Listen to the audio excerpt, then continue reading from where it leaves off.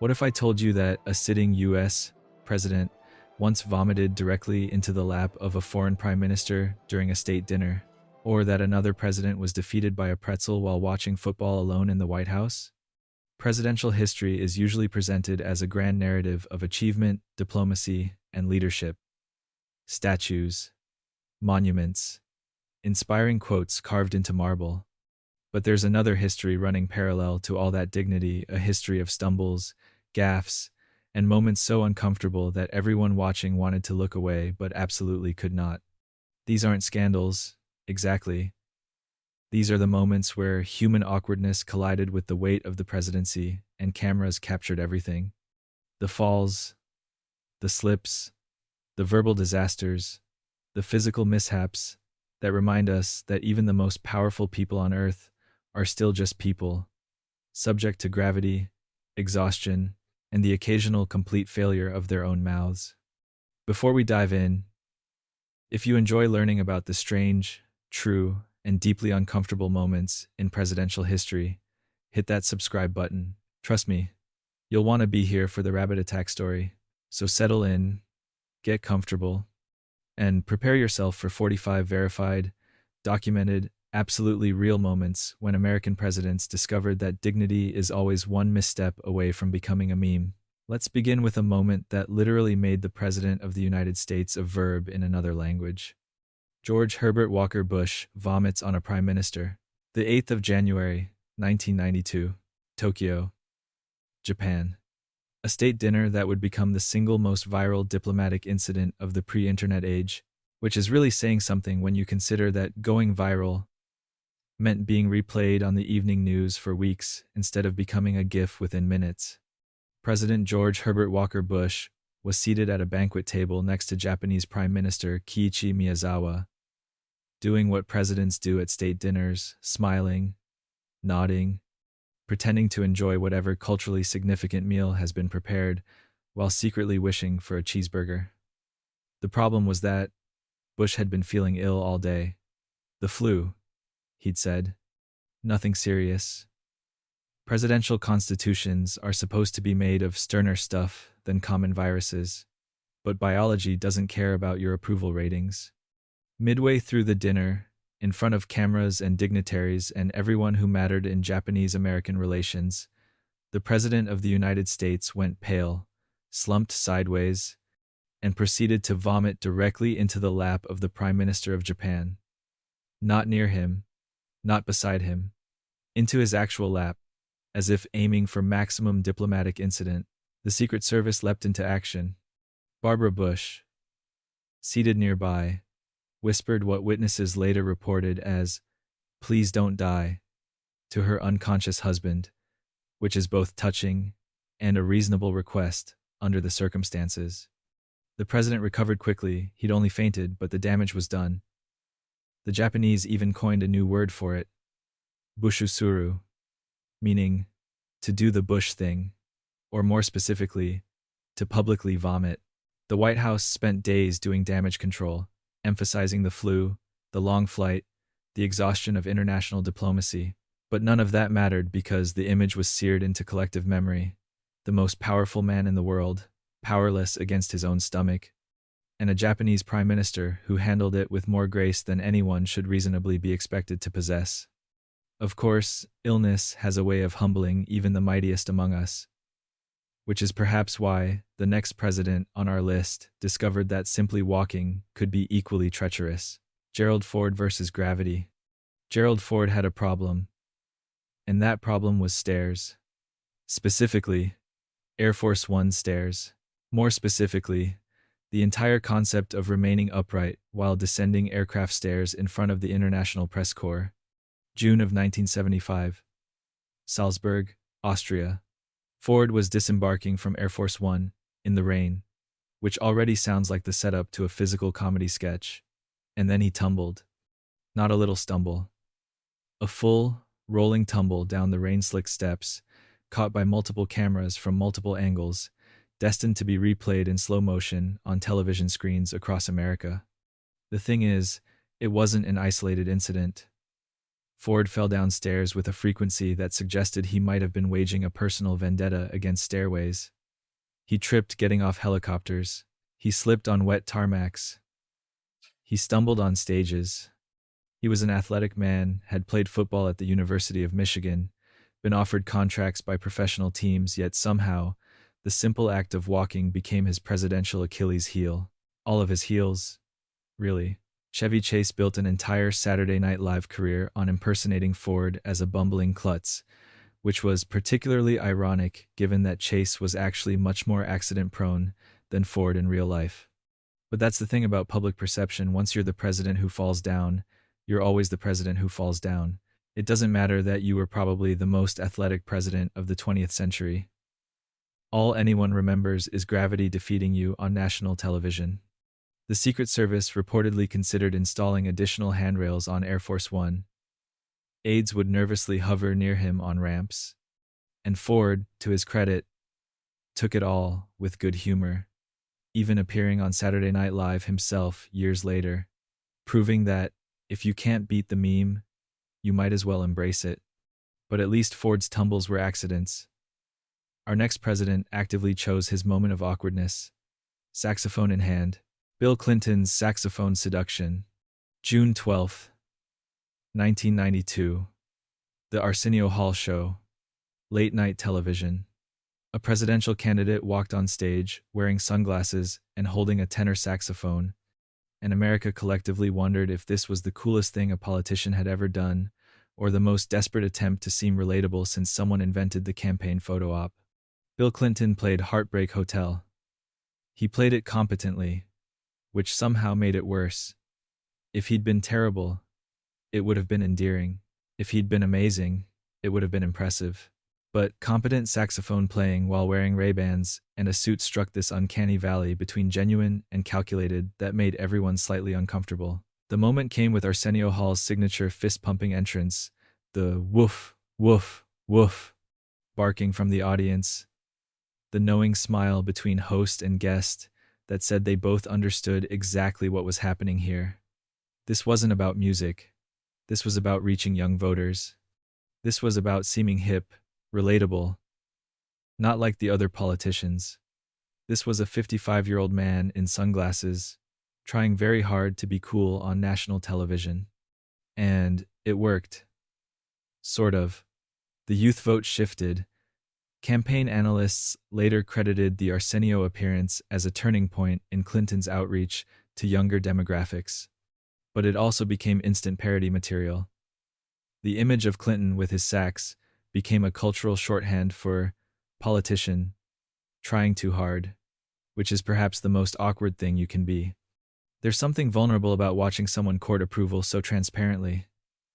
The sunglasses were supposed to add mystique, but instead highlighted the performance of it all. The smooth jazz was meant to convey sophistication, but landed somewhere between Your Dad at a Wedding and Student Body President campaign video. The strange thing is, Clinton actually could play the saxophone. He'd been playing since high school. But context is everything. And the context here was a presidential candidate on a late-night talk show, making a calculated bid for relevance with a musical instrument. It was awkward in the way that all obvious attempts at connection are awkward, sincere, and desperate in equal measure. Of course, stumbles come in many forms, and decades later, another president would prove that the stairs of Air Force One remain undefeated. Joe Biden's ongoing battle with stairs. March 19th, 2021. Joint Base Andrews, Maryland. President Joe Biden was boarding Air Force One, climbing the stairs with the practiced ease of a man who'd been getting on government aircraft for nearly 50 years. And then he tripped. And then he tripped again. And then he tripped a third time, catching himself each time, until he reached the top, turned, saluted, and disappeared into the aircraft as if nothing had happened. The internet happened immediately. Within hours, the footage was everywhere, analyzed frame by frame, turned into memes, compared to Gerald Ford's stair incidents, debated on cable news with a seriousness usually reserved for actual policy matters. The White House blamed wind. Press Secretary Jen Psaki emphasized that the president was doing fine, and had required no medical attention, which is what you say when you want to sound reassuring, but accidentally make people worry there might have been a reason to need medical attention. But it didn't stop there. June of 2023, Biden fell off his bicycle in Delaware, tipping over while stationary because his foot got caught in the toe clip. The Secret Service swarmed. Cameras caught everything. The president stood up, dusted off, assured everyone he was fine, and the footage joined the ever-growing compilation of presidential falls, the Joe Biden years. Then came the Air Force Academy commencement in June of 2023. Biden was walking across the stage after handing out diplomas when he tripped over a sandbag, an actual sandbag, placed on stage for reasons that were never entirely clear, and went down. Again, he recovered quickly. Again, the internet had a field day.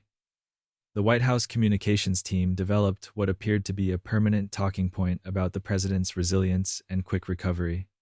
There's something almost endearing about the frequency of these incidents, in the way that watching someone persistently struggle with a task becomes sympathetic rather than mockable after a certain point.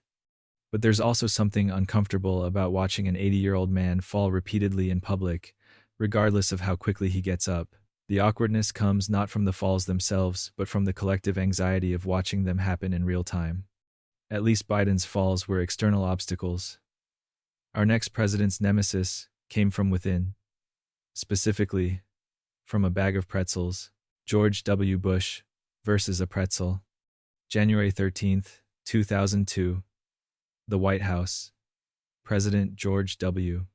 Bush was alone in his bedroom, watching a football game and eating pretzels, living the dream of every American who's ever wanted to relax on a Sunday afternoon. Then, a pretzel went down wrong. Not just a little wrong. Catastrophically wrong. The kind of wrong where you lose consciousness and wake up on the floor with a bruised cheek and a very confused dog licking your face. That dog was Barney, the Scottish Terrier, who apparently decided the appropriate response to finding the unconscious President of the United States was to administer first aid via tongue. The official White House statement, released after Bush appeared in public with a visible bruise on his face, explained that the president had briefly lost consciousness after choking on a pretzel. The President of the United States, the man with access to nuclear codes and control over the most powerful military in history, was defeated by a snack food. The jokes wrote themselves. Late-night comedians had material for weeks. Even the president chokes became a headline. Pretzel companies probably experienced a brief crisis of conscience. And Bush, to his credit, took it with good humor, even joking about it himself in later appearances, because what else are you going to do when you've been nationally humiliated by baked dough? There's something fundamentally absurd about the vulnerability of choking. It's such a basic, human thing to have happen, and yet it happened to someone whose every move is usually choreographed, protected, and monitored by teams of professionals.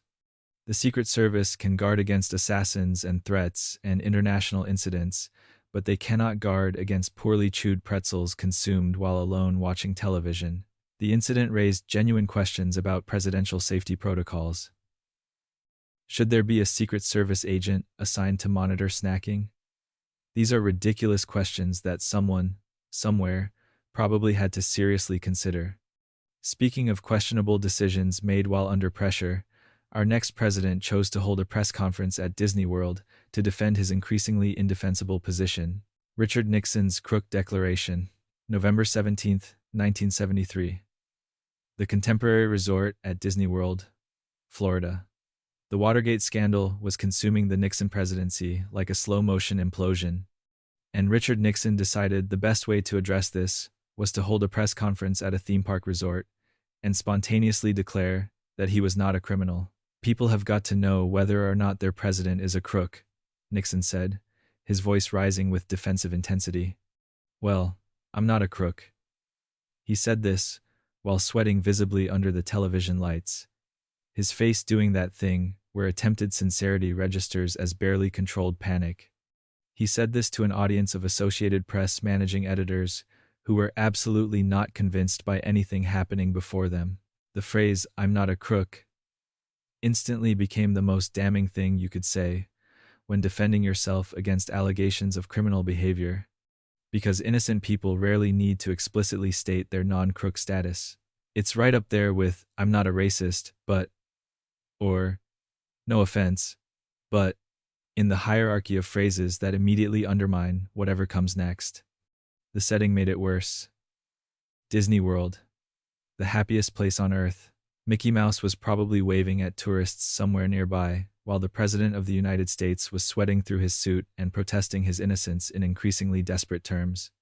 The juxtaposition of wholesome family entertainment and constitutional crisis was so absurd it felt scripted.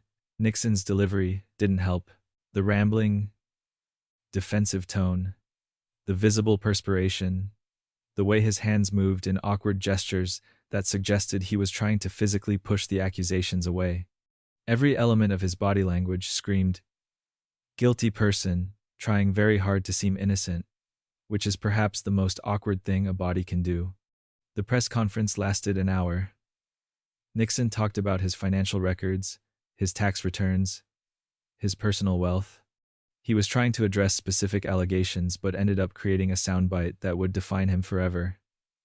Not his foreign policy achievements, not his opening to China, just 3 words at Disney World. "I'm not a crook."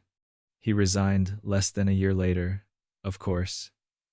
Turned out people didn't believe him, possibly because innocent people don't usually need to say that. But at least Nixon's awkwardness came from political pressure. Our next president found himself in an interspecies confrontation that no amount of diplomatic training could have prepared him for. Jimmy Carter's killer rabbit. April 20th, 1979. A pond in Plains, Georgia. President Jimmy Carter was fishing from a canoe, enjoying a peaceful moment away from the pressures of the presidency, the energy crisis, the hostage situation in Iran, the general malaise that seemed to have settled over America like a damp blanket. Not just any rabbit, a swamp rabbit, which is apparently a thing that exists in Georgia wetlands and occasionally decides to pursue watercraft with unclear intentions. The rabbit was swimming directly at Carter's canoe, hissing because, yes, rabbits can hiss when sufficiently motivated and generally behaving in a manner that Carter later described as aberrant. The President of the United States defended himself with a paddle. He splashed water at the rabbit. He shouted at it. He did everything short of deploying naval forces against this aquatic rodent assault. And somehow, the rabbit retreated. Crisis averted. Presidential dignity maintained. Or so Carter thought. Then, someone in the White House released a photograph. Not just any photograph, but a picture of the President of the United States, leader of the free world, locked in combat with what the press immediately dubbed the killer rabbit. The photo was grainy, unclear, but unmistakable in its absurdity. Carter splashing at a swimming rabbit became an instant metaphor for a presidency that seemed beset by problems both large and impossibly small. The press had an absolute field day. Political cartoonists drew rabbits with fangs. Monty Python references flew everywhere. The incident became a punchline, a shorthand for a presidency that seemed unable to catch a break, even from wildlife. Carter's approval ratings were already struggling, and the rabbit incident didn't help the perception that things were somewhat out of control. The awkwardness wasn't just in the incident itself, but in the White House's response. They released the photo, presumably thinking it would be funny or humanizing. Sometimes the cover-up really is worse than the crime. Even when the crime is defending yourself against an aggressive bunny. At least Carter's awkwardness was unintentional. Our next president's most awkward moment came from a joke that absolutely no one found funny except him. Ronald Reagan's nuclear joke, August 11th, 1984. A radio address. Sound check. President Ronald Reagan was doing what every person does before going live on microphone testing levels, warming up his voice, saying random things to make sure the equipment works. Except, Reagan decided to test the equipment by joking about nuclear war. My fellow Americans, I'm pleased to tell you today that I've signed legislation that will outlaw Russia forever, Reagan said into the microphone, his voice carrying that familiar jovial tone he'd perfected through decades of public speaking. Hilarious, right? Except it wasn't a private joke. The sound check was picked up by radio stations. It was recorded. It was broadcast. And the Soviet Union, which was engaged in a tense Cold War with the United States and had actual nuclear weapons pointed at American cities, was not amused. Soviet officials condemned the joke as unprecedentedly hostile and dangerous. Military forces in some Eastern Bloc countries went on high alert because when the President of the United States jokes about bombing Russia, even as a soundcheck jest, people notice. Nuclear tensions, already high, ratcheted up several notches because of a throwaway comment meant for technicians. Reagan laughed it off. "Just kidding," he said later, which is what you say when you've just accidentally caused an international incident through inappropriate humor. His administration went into damage control mode, emphasizing that the president had been joking, that it was never meant to be public, that everyone should calm down about the whole threatening nuclear war thing. The awkwardness came from the complete misjudgment of context. In a private setting, among friends, maybe that joke plays differently. But as president, during the Cold War, with the nuclear codes literally following you everywhere you go, reading the room becomes a crucial skill, and Reagan fundamentally failed to read the global room. It became another entry in Reagan's collection of gaffes, though this one had higher stakes than most. You can recover from a lot of things as president, but accidentally threatening nuclear war during a mic check is a tough one to live down. Of course, sometimes awkwardness comes not from what you say, but from what you do to defenseless animals, as our next president discovered. Lyndon Johnson lifts his dogs by their ears. April 27th, 1964. The White House lawn. The White House lawn. President Lyndon Baines Johnson was walking his beagles. Him and her, yes. Those were their actual names. Because LBJ had a way with words, but apparently not with pet names. The press was there, cameras rolling, capturing a light moment of presidential domesticity, and then Johnson reached down and picked up one of the dogs by its ears. Not supported under the body, not cradled gently, by the ears. He lifted the beagle up by its ears while it yelped in distress, holding it aloft as if this were a completely normal and acceptable way to interact with animals. The photographs went everywhere. Animal rights groups exploded with outrage. Letters poured into the White House condemning the president's treatment of his dogs. The American Kennel Club issued a statement. Veterinarians explained, with barely concealed frustration, that you should absolutely never pick up a dog by its ears, because it causes pain and potential injury. Johnson's defense made it worse. "It's good for them," he told reporters, which is exactly what you say when you know you've done something wrong but refuse to admit it. He insisted that his father had taught him to lift dogs this way, as if generational animal handling techniques were somehow exempt from basic biology and common sense. The incident revealed something about Johnson's personality, his stubborn insistence that he knew best, his refusal to admit mistakes, his tendency to double down when challenged. These were traits that would serve him poorly in other contexts, but in this moment, they just made him look like a man who couldn't admit that he'd accidentally hurt his own dogs on national television. The beagles survived, presumably traumatized, but physically fine. Johnson never apologized, which tracks for a man not known for his contrition. And the image remained. The President of the United States, holding a yelping dog by its ears, insisting it was good for them. At least Johnson meant well. In his own misguided way. Our next president's awkwardness came from his unique relationship with the English language. Warren Harding bloviates America to sleep. The 1920s. Warren Gamaliel Harding's front porch in Marion, Ohio, and later, the White House. A man who turned the English language into something resembling alphabet soup, delivered with the confidence of someone who believed quantity could substitute for quality. Harding gave speeches. Long speeches. Meandering, rambling speeches that circled their points like confused aircraft, unable to find a landing strip. He would start with a topic, wander through several unrelated observations, touch on various themes with all the coherence of a fever dream, and eventually conclude having said nothing of substance in the most words possible. The newspapers, struggling to report on these oratorical marathons, began printing summaries that literally said blah blah blah to represent sections where Harding spoke at length without actually communicating information. This wasn't editorial commentary. This was journalists giving up on transcribing a man who had weaponized verbosity. The term bloviate became associated with Harding. Though he didn't invent it, that honor belongs to someone back in the 1800s.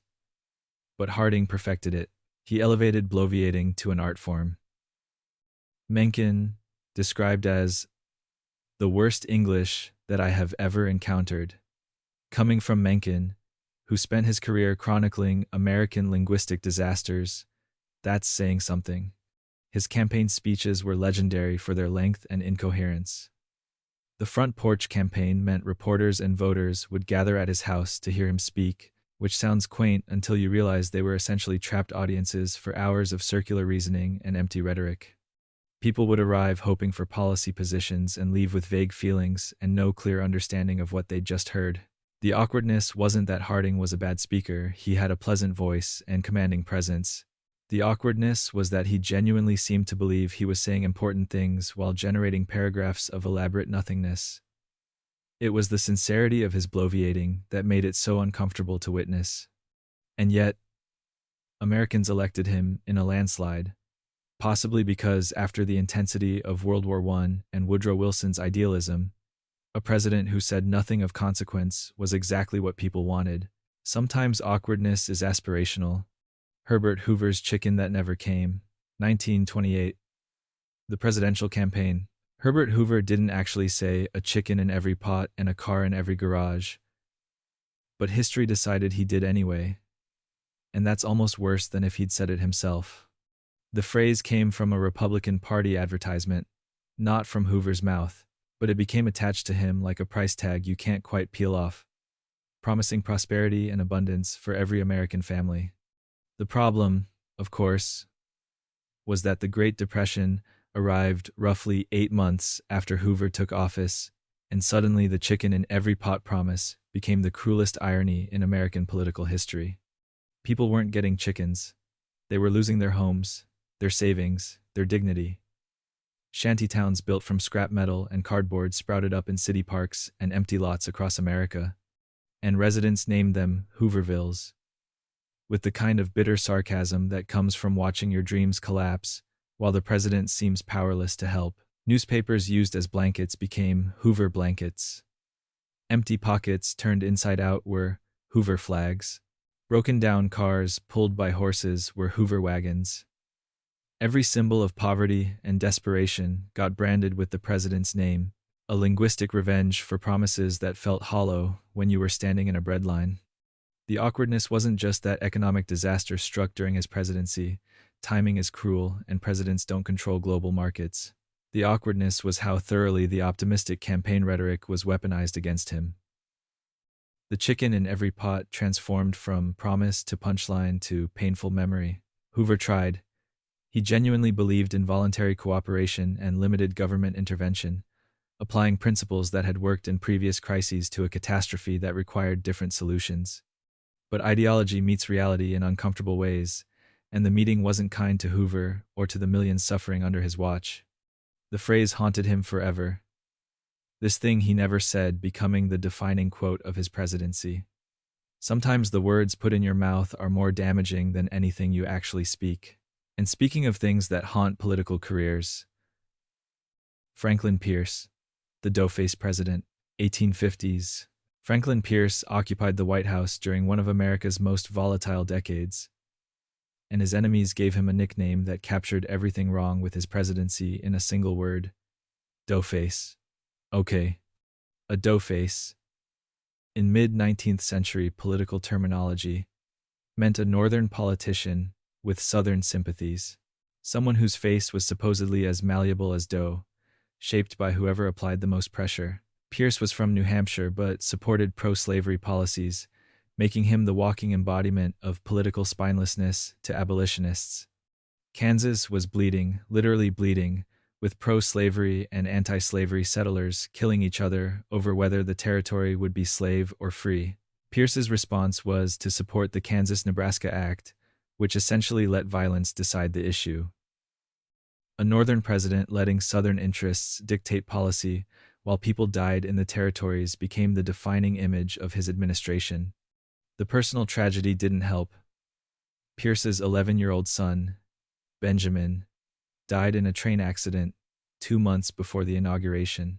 Pierce and his wife Jane watched their child die in front of them, crushed in the wreckage. Jane believed it was God's punishment, that Benjamin was taken so Pierce could focus on being president without distraction. They entered the White House devastated, and things only got worse from there. Pierce turned to alcohol. The whispers started: drunk president, depressed president, president who couldn't handle the job or his grief. The doughface nickname gained layers of meaning, not just politically weak but emotionally collapsed. A man whose face reflected only misery and poor judgment. His own party refused to renominate him after one term, which is about as harsh a rejection as American politics offers. Pierce returned to New Hampshire, watched the Civil War unfold, knowing his policies helped cause it, and drank himself toward an early grave. The awkwardness of his presidency wasn't dramatic, it was the slow, grinding discomfort of watching someone fail at everything simultaneously. But at least Pierce waited until after becoming president to have his most awkward moment. Our next president managed to humiliate himself before even taking office. Andrew Johnson shows up drunk. March 4th, 1865. The Capitol Building, Washington. Abraham Lincoln's second inauguration. Andrew Johnson was about to be sworn in as vice president, and he was absolutely, catastrophically drunk. Johnson had been ill with typhoid fever and recovering in Nashville. He'd made the journey to Washington still feeling weak, and someone, possibly Johnson himself, possibly a helpful friend, with terrible judgment, decided whiskey would restore his strength. Multiple glasses of whiskey, consumed on an empty stomach, right before taking the oath of office. The result was an 18-minute rambling disaster that made everyone in attendance deeply uncomfortable. Johnson slurred his words. He gestured wildly. He went on tangent after incoherent tangent about being a common man, about his tailor background, about how he wasn't ashamed of his humble origins. None of this was relevant to the vice presidential oath, but drunk Johnson had thoughts, and drunk Johnson was sharing them. Lincoln, sitting nearby, looked mortified. Witnesses reported him whispering, "Don't let Johnson speak," to the marshal. But it was too late. The words were flowing like the whiskey that caused them, unstoppable and increasingly embarrassing. At one point, Johnson grabbed the Bible used for the oath and held it up, declaring he needed no book because he took his oath on the Constitution itself, which would have been a powerful moment if he hadn't been swaying while saying it. The newspapers were merciless. "The tailor drunk!" headlines proclaimed. Calls for his resignation started immediately. Johnson claimed illness and exhaustion caused his behavior. But everyone present knew what drunk looked like, and Johnson looked extremely drunk. Lincoln defended him, saying, "Andy ain't a drunkard," but the damage was done. For weeks afterward, Johnson avoided public appearances, humiliated by his performance. He'd shown up to one of the most important ceremonies in American democracy and delivered a slurred, confused speech that made people question his fitness for office. 6 weeks later, Lincoln was assassinated, and the drunk tailor became president. But at least Johnson's awkwardness was confined to a single day.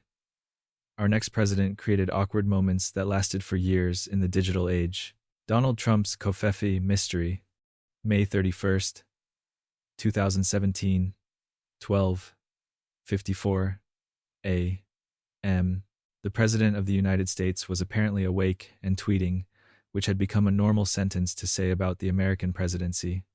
Despite the constant negative press, covfefe appeared on Trump's official Twitter account. Just those 5 words ending in what appeared to be either a typo, a stroke, or some kind of coded message that only initiated members of a secret society could understand. The tweet stayed up for 6 hours. 6 hours during which the internet collectively lost its mind trying to decipher what covfefe meant. Was it coverage? Was it a new word?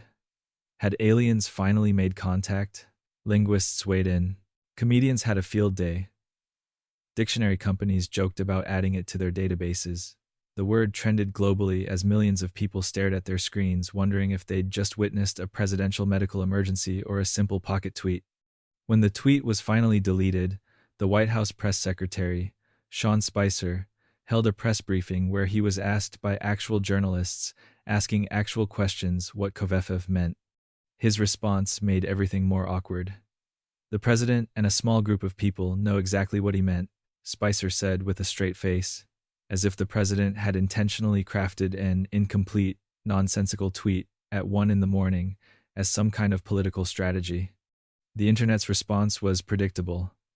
If covfefe was intentional, then what did it mean? If it was a typo, why pretend otherwise? The awkwardness multiplied because the White House refused to simply admit what everyone knew: someone fell asleep mid-tweet or fat-fingered their phone keyboard. Covfefe became shorthand for the entire Trump presidency's relationship with social media. The impulsive tweets, the late-night posting, the refusal to admit mistakes. A single nonsense word captured years of unconventional communication. People printed it on t-shirts. It became a meme. Urban Dictionary added multiple entries. A congressman even tried to introduce the covfefe Act, communications over various feeds electronically for engagement, making legislation out of a typo. Sometimes awkwardness isn't about what you meant to say. Sometimes it's about 5 letters that refuse to make sense and the inability to just admit you made a mistake. Speaking of verbal mistakes, our next president proved that exhaustion can make you lose count of basic facts. Barack Obama's 57 states. May 9, 2008, Beaverton, Oregon. Campaign trail exhaustion had set in. Barack Obama was in the grinding phase of the Democratic primary, visiting state after state, town after town, giving speech after speech until the days blurred together into one continuous loop of handshakes and stump speeches. A reporter asked about his campaign travels. Obama, clearly tired, responded, "It is wonderful to be back in Oregon, and over the last 15 months, we've traveled to every corner of the United States. I've now been in 57 states. I think one left to go. 57 states. The United States has 50 states. This is kindergarten level civics. Every American child can tell you 50 states, maybe rattle off 49 of them before getting stuck on Delaware or Wyoming. And here was a man running for president, declaring he'd visited 57 of them with one to go. The conservative media pounced instantly. Was Obama secretly not American? Did he not know basic facts about the country he wanted to lead? Was this proof of some deeper ignorance or foreign allegiance? The conspiracy theories spun up faster than you could say, birth certificate. Obama's campaign immediately clarified. He meant he'd campaigned in 57 contests, primaries, and caucuses, including territories and Democrats abroad. He was thinking about the nominating process, not geography. He was exhausted and misspoke. The correction made sense. Everyone understood. But none of that mattered, because the soundbite existed. The quote followed him throughout the campaign and presidency. Whenever Obama criticized anyone's verbal slip-ups, opponents would bring up the 57 states comment. It became a talking point, a way to suggest that Obama was just as prone to gaffes as anyone else. Evidence that eloquence didn't prevent exhaustion-induced nonsense. The awkwardness came from the contrast. Obama was known for his oratory skills, his measured speech, his intellectual image, and here he was, losing count of states like someone who'd been awake too long and traveling too much, which is exactly what he was. The human moment undermined the polished image. He later joked about it, acknowledging the gaffe with self-deprecating humor, which is the only real strategy when you've publicly declared that America has more states than it does. But the clip never quite disappeared from the internet's memory. And speaking of words that haunt you forever, our next president discovered that mangling famous sayings creates its own special hell. George W. Bush can't get fooled again. September 17, 2002. Nashville, Tennessee. President George W. Bush was giving a speech, attempting to quote the famous saying, "Simple structure. Known to everyone." Bush started strong. "Fool me once, shame on. Shame on you."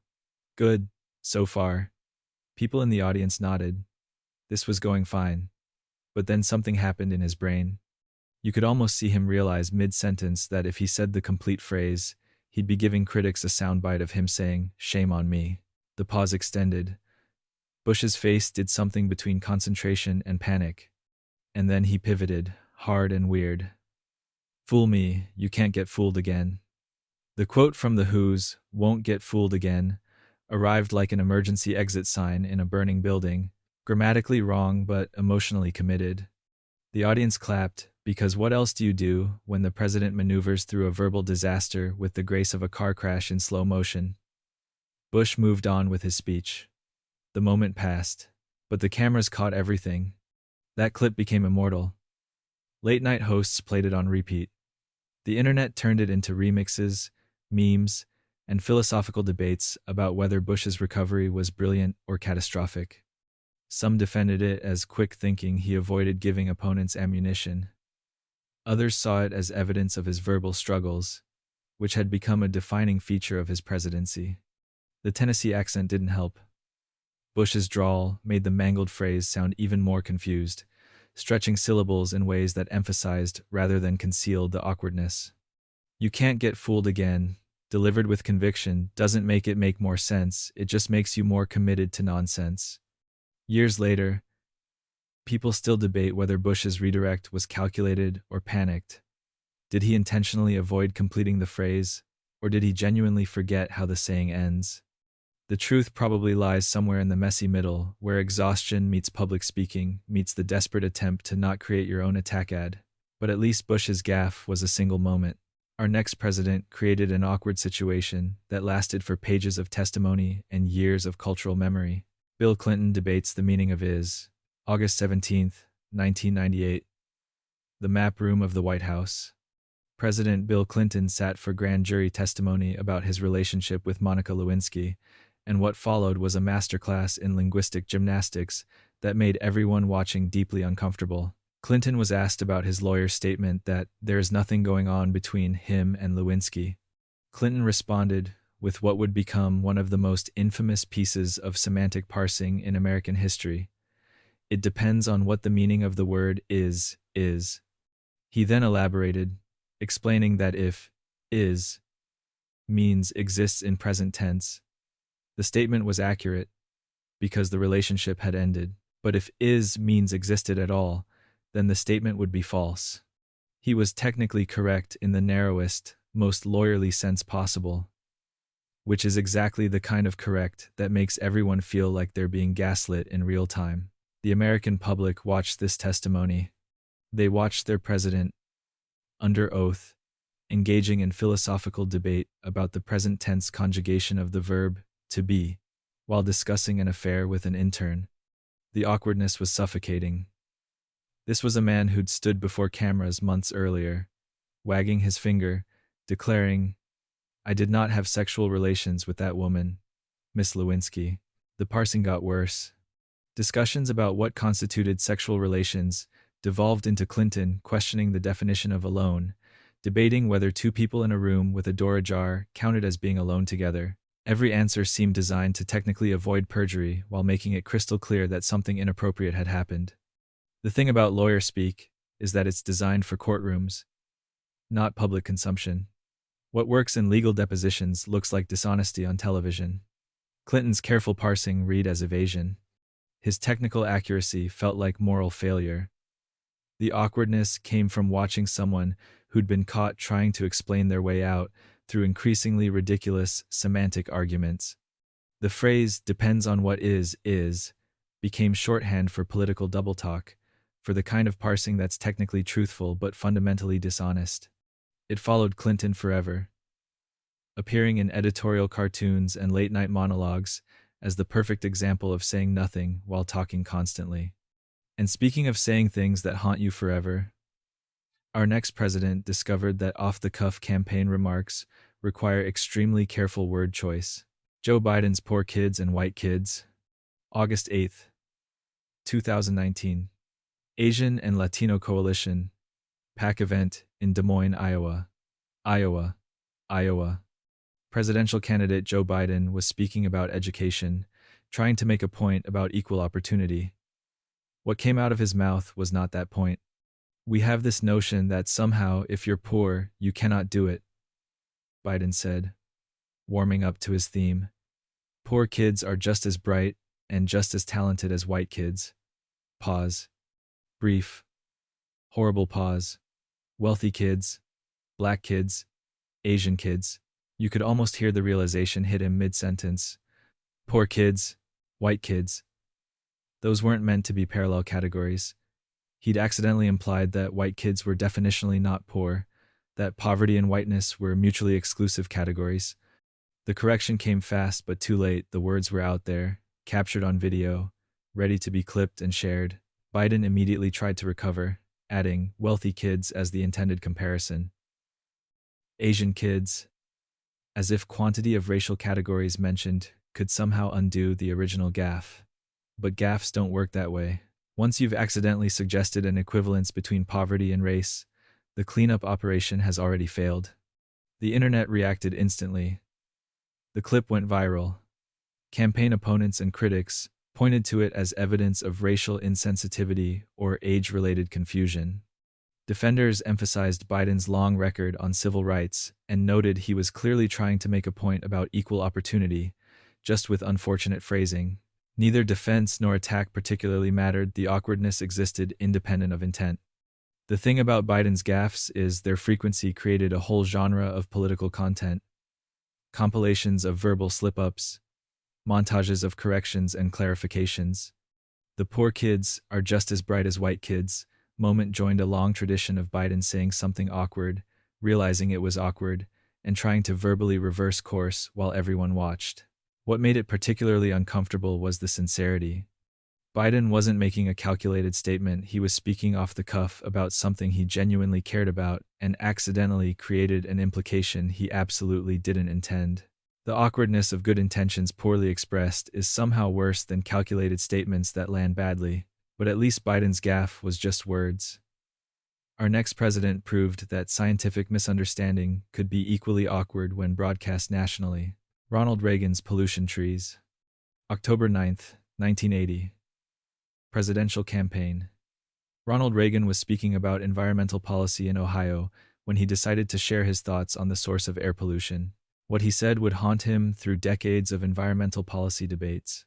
Trees cause more pollution than automobiles do, Reagan declared, with the confidence of a man who'd either misunderstood a scientific briefing or decided that inconvenient facts about car emissions could be redirected toward immobile plants.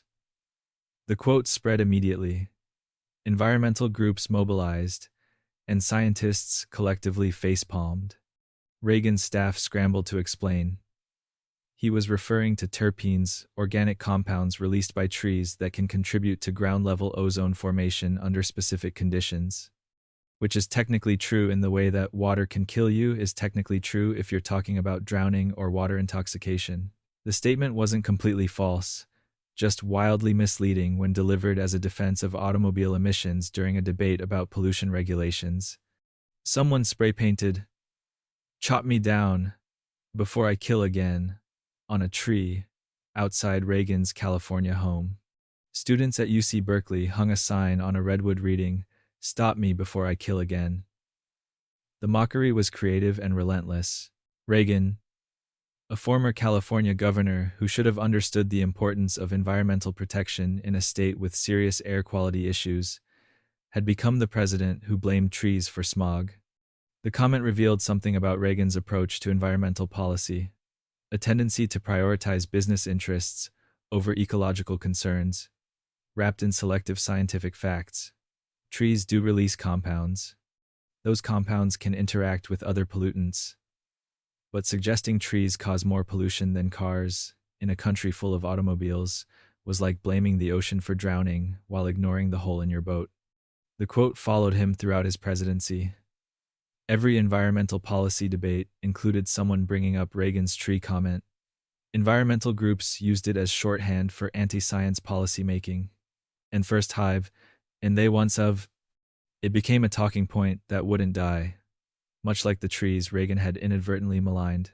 And speaking of policy initiatives that became punchlines, our next president launched an economic campaign that was doomed from its inception. Gerald Ford's Win Buttons. October 8, 1974. President Gerald Ford addressed the nation about the economic crisis facing America: inflation, recession, unemployment, the perfect storm of economic misery.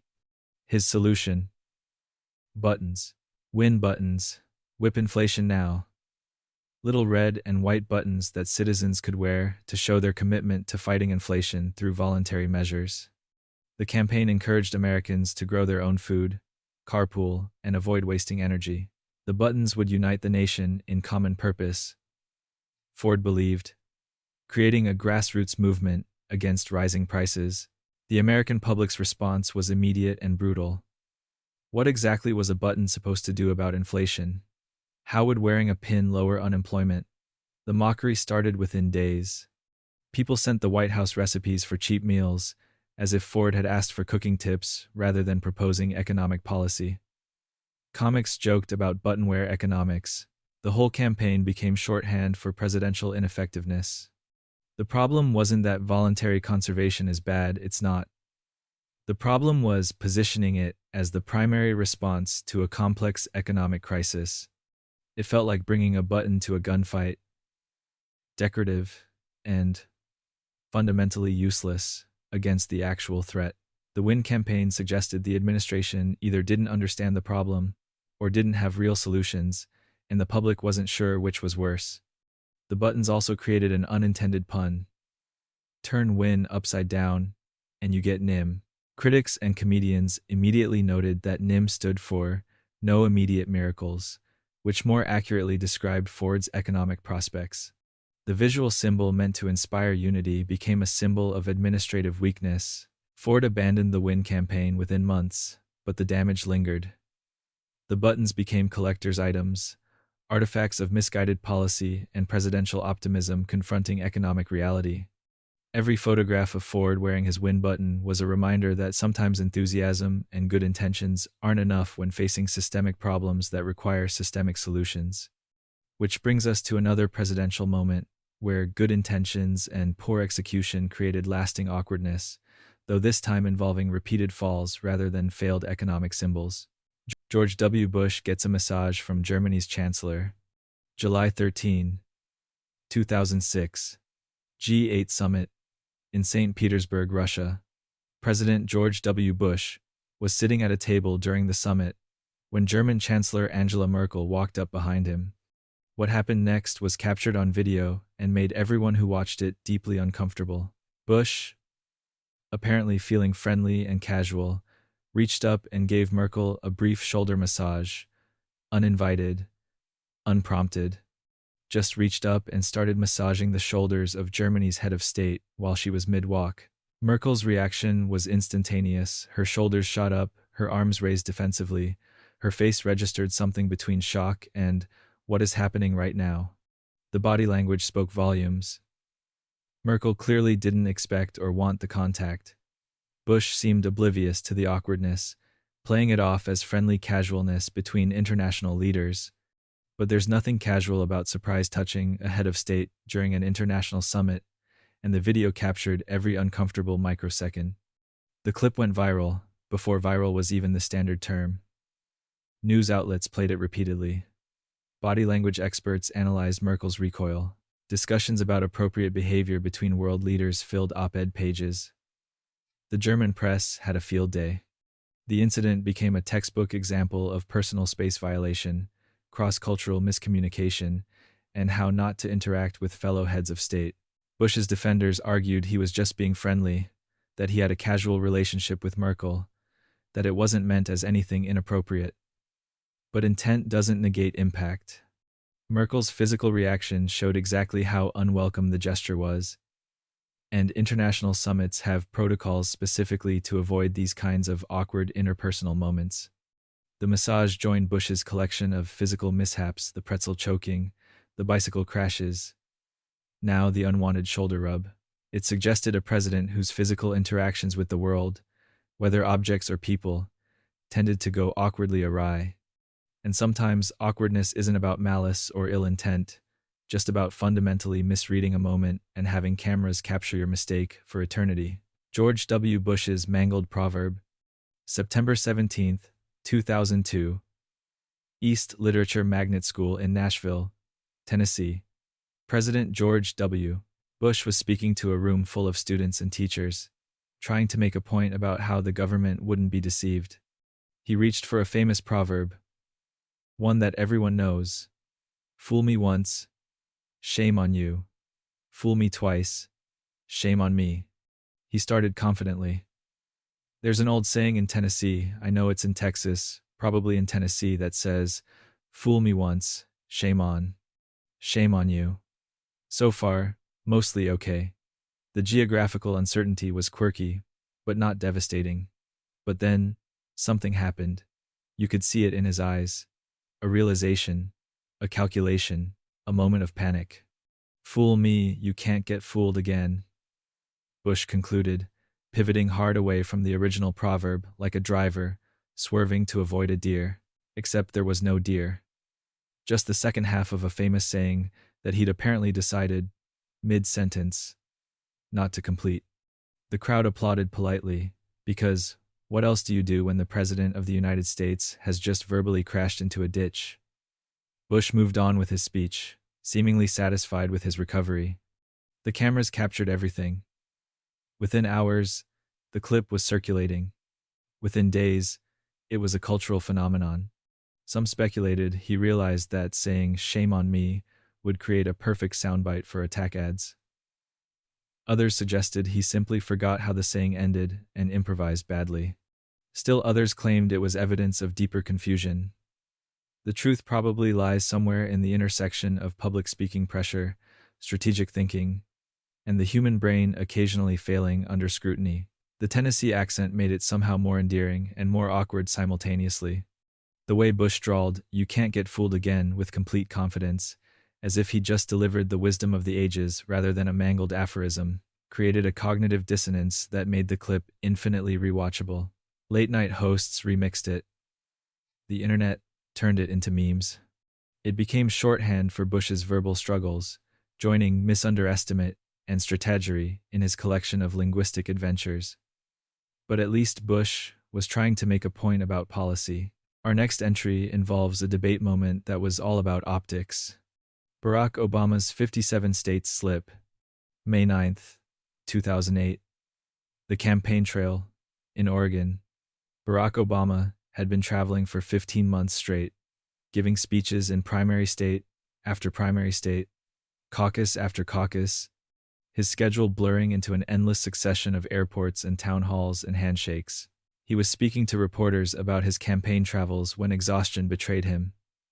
"It is wonderful to be back in Oregon," Obama said, "and over the last 15 months, we've traveled to every corner of the United States. I've now been in 57 states. 57 states." The number hung in the air like a balloon that had been released indoors, floating upward, with nowhere to go but into everyone's awareness. The United States has 50 states. This is foundational knowledge. Children learn this before they learn long division. And the man running to lead those 50 states had just claimed there were 7 more.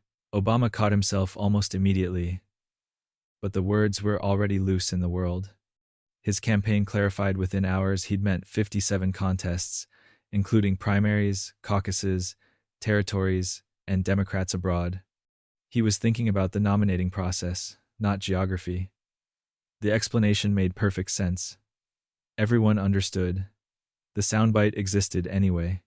Conservative media seized on it with the enthusiasm of archaeologists discovering a new fossil. Was this proof Obama wasn't truly American? Did he not know basic facts about the country? The conspiracy theories that had been swirling around his citizenship and background found new fuel. The quote followed him throughout the campaign and into his presidency. The irony was sharp. Obama was known for his eloquence, his careful speech, his measured responses. He was the former law professor who chose words precisely. And here he was, losing count of states like someone who'd been awake for 3 days straight, which is probably exactly what he felt like. He later acknowledged the gaffe with self-deprecating humor, which is really the only response when you've accidentally added 7 states to the union. But the clip never disappeared from YouTube or from opposition research files. And speaking of words that refuse to die, our next president discovered that philosophical discussions about verb tenses can haunt you forever. Bill Clinton debates what is means. August 17th, 1998. The map room of the White House, though room of regret, might have been more accurate for what was about to unfold.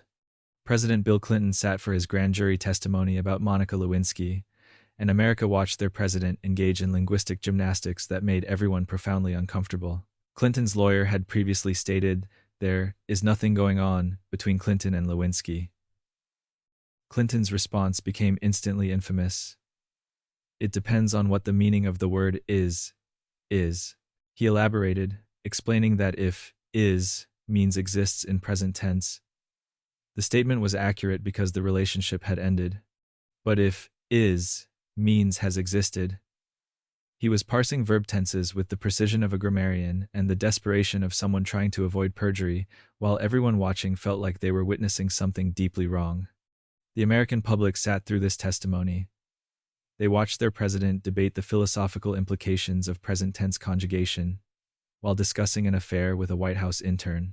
The awkwardness was physical. You could feel it through the television screen, radiating outward like heat from embarrassment made manifest. The parsing continued. What constituted being alone with someone? If a door was ajar, were 2 people technically alone? What exactly qualified as sexual relations under the specific definition provided? Every answer seemed designed to technically avoid lying, while making it crystalline clear that something inappropriate had absolutely happened. Clinton was technically correct in the narrowest legal sense, which is the kind of correct that makes everyone feel manipulated.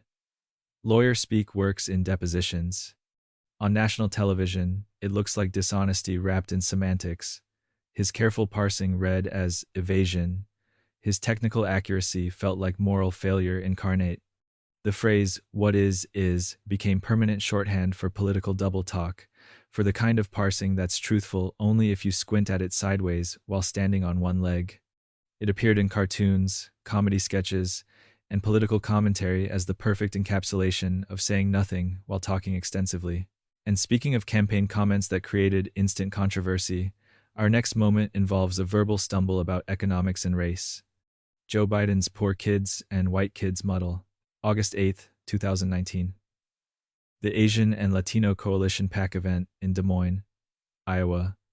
Presidential candidate Joe Biden was speaking about education and opportunity, attempting to make a point about equal potential across economic lines. What emerged from his mouth was decidedly not that point. Poor kids are just as bright and just as talented as white kids, Biden said. Brief, horrible pause as realization dawned. Wealthy kids, black kids, Asian kids. No, I really mean it. The correction came fast, but not fast enough. The words were captured, the equivalence made.